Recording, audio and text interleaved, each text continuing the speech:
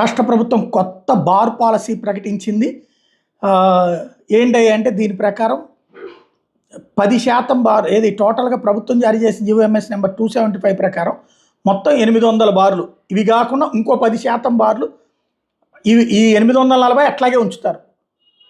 ఏవైతే గీత కార్మికులకు ఇస్తానన్నారో ఈ 840లో కాకుండా వాళ్ళకి అదనంగా ఇంకో 10% అంటే ఇంకో 84 బార్లు అలౌ చేస్తారన్నమాట.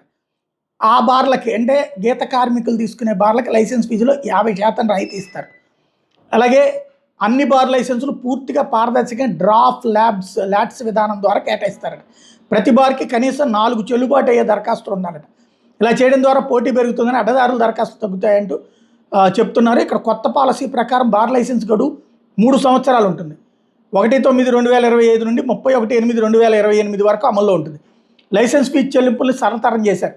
50,000 లోపు జనాభా కలిగిన పట్టణాల్లో 35 లక్షలు, 50,001 నుంచి 5 లక్షల మధ్య జనాభా ఉన్న ప్రాంతాల్లో 55 లక్షలు, 5 లక్షలకు పైబడిన నగరాల్లో 75 లక్షల ఫీజు ఉండబోతుంది. అన్ని విభాగాల్లో ప్రతి ఏడాది 10% రుసుము అంటే 10% పెంచుతూ ఉండాలి. లైసెన్స్ ఫీజుని 6 వాయిదాల్లో చెల్లించవచ్చు. ఒక వాయిదా మొత్తానికి సమానంగా బ్యాంక్ గ్యారంటీ ఉంచాలి. బార్లని కార్పొరేషన్ల పరిధిలో అట్లాగే ఆధ్యాత్మిక పర్యాటక ప్రాంతాలు మినహాయించి పర్యాటక కేంద్రాల్లో, భవిష్యత్తులో పరిశ్రమల క్యారిడార్లు, మెట్రోపాలిటన్ అభివృద్ధి ప్రాంతాలు SEZలో అనుమతిస్తారు.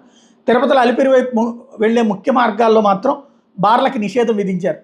అలాగే రిటైల్ షాప్ లైసెన్స్ రుసుముల కంటే తక్కువ స్థాయిలో కొత్త బార్ ఫీజులు నిర్ణయించడం ద్వారా రామారావు 3 ఏళ్ల పాటు స్థిరమైన ఆదాయ విధానానికి మార్గం వచ్చినట్టే అన్నటువంటిది చెప్పుకొచ్చారు కమిషనర్. కొత్త బారు పాలసీ 25-28 సామాజిక సమగ్రత, పారదర్శకత, స్థిరత్వం వైపు ఒక కీలకమైన ముందడుగు అని చెప్పుకొచ్చారు.